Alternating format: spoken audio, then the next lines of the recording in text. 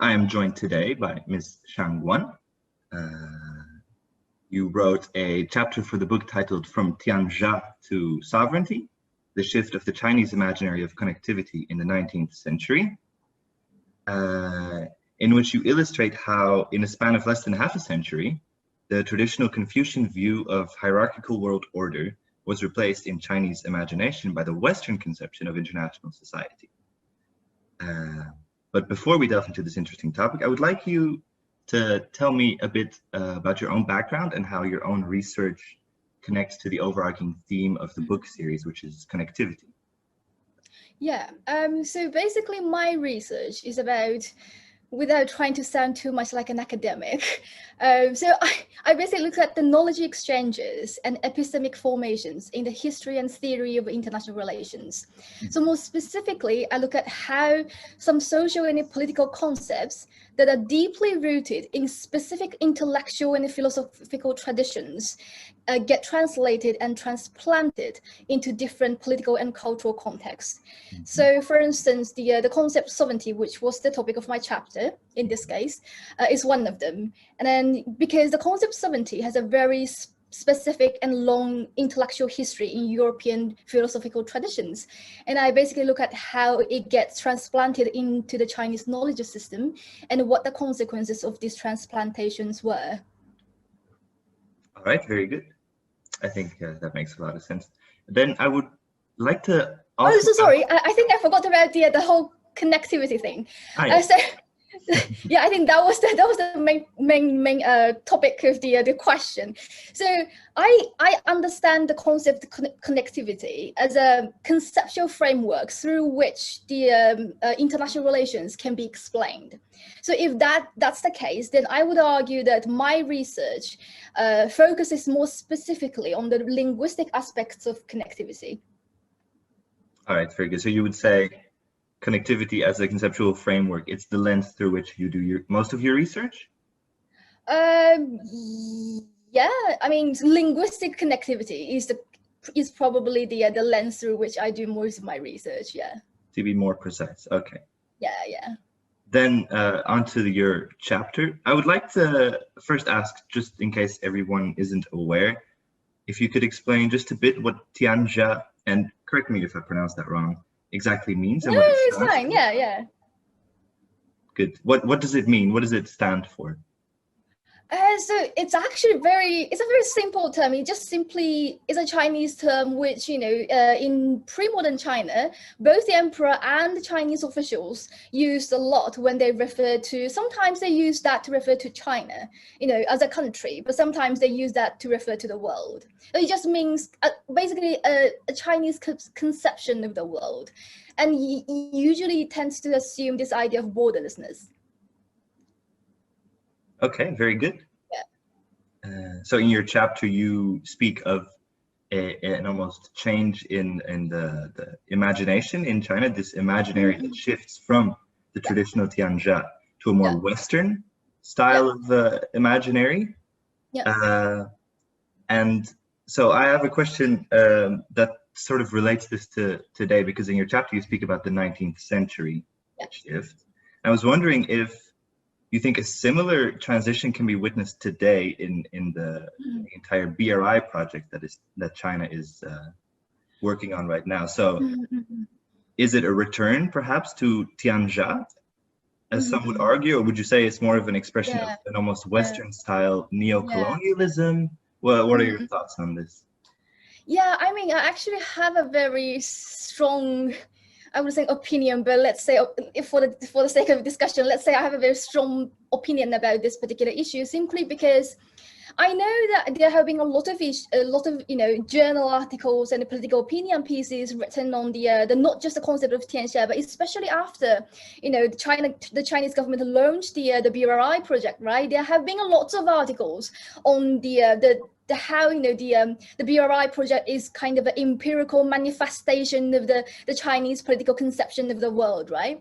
I mean, I'm not saying that this argument is wrong, but I would argue that it's probably slightly a bit too easy and a bit lazy, right? So I think the unfortunate thing about the BRI project is that it got the concept of Tianxia got famous before it did. So in Western academic circle, the concept of Tianxia got became kind of a thing in around 2015 when the Chinese philosopher Zhao Tingyang published that article, right? It became it became a very heated topic. But then the BRI project was initially launched in 2013, but then it only became kind of a thing in Western discourse around in the recent 2 to 3 years. You see what I mean? So the concept of Tianxia got famous before the BRI. And then from a Western perspective, I can understand that it actually was a logical conclusion for them to say that, oh, we have this Chinese conception of the world and we have this Chinese empirical project. Oh, see how they're connected, right? I think it's a logical conclusion from a Western perspective. But then again, I personally would argue that the two concepts, the BRI and the Tianxia, I think they are on the same footing. In other words, they are of a parallel relation instead of kind of an explanatory one. So I know that in Western discourse, a lot of discussions have been focused on the infrastructure and the concrete projects, right, that China did in relation to the BRI. But I think when the project was initially launched in 2013 and 14, most of the discussions actually remained on more abstract level. So it was more about what the BRI meant and what it represented. So I would argue the BRI project was also a kind of a political concept, just like Tianxia. It's a concept, it's a political ideal, just like Tianxia. But the difference between the two concepts is that unlike Tianxia, which I argued in my chapter, was kind of rooted in this Confucian idea of the borderless world, right? The concept of BRI is more, I think it was rooted in a socialist ideology, which kind of stresses the scientific planning of the world and the idea that human prosperity can best be achieved through infrastructure development. So I think both are concepts, but the two concepts are rooted in different kind of intellectual / political / ideological kind of worldviews. So yeah, that's my opinion. I understand. So you don't see this kind of linear connection between Tianxia and the BRI? I wouldn't say it's a linear connection. I think they are both political concepts, but they are the products of different times. So before it was more like traditional, pre-modern Chinese traditional kind of worldview, which gave rise to the concept of Tianxia. But then now the more socialist kind of ideology gave rise to the concept of BRI, I would argue. I understand. Very good. So then I have one more question, which doesn't have much to do with the topic of your chapter, but because we like to keep it short, I just have one concluding question, which is a bit more easygoing. What tip would you have for aspiring scholars to find themselves published? I know it's a bit out of left field, but perhaps you have something to say here. So you mean for current PhD students or people who already got the PhDs or people who aspire to be PhDs? Yeah, I think people who aspire to be published authors. Okay. Make a I mean, if I can be, is this part going to be kind of part of the upload?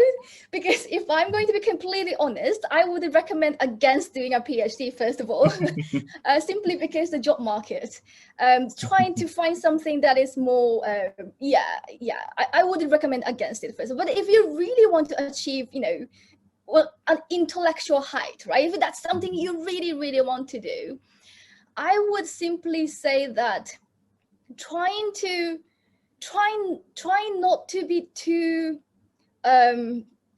influenced by what others say, trying to just find something that you really feel passionate about, while at the same time trying also to not to get too hung up on one kind of, the career path. You see what I mean? So try to do whatever you want to do, whatever you like to do, whatever you feel passionate about. But then again, if things don't go right, which a lot of times things do not go right, always give yourself a plan B. I think that would be my advice.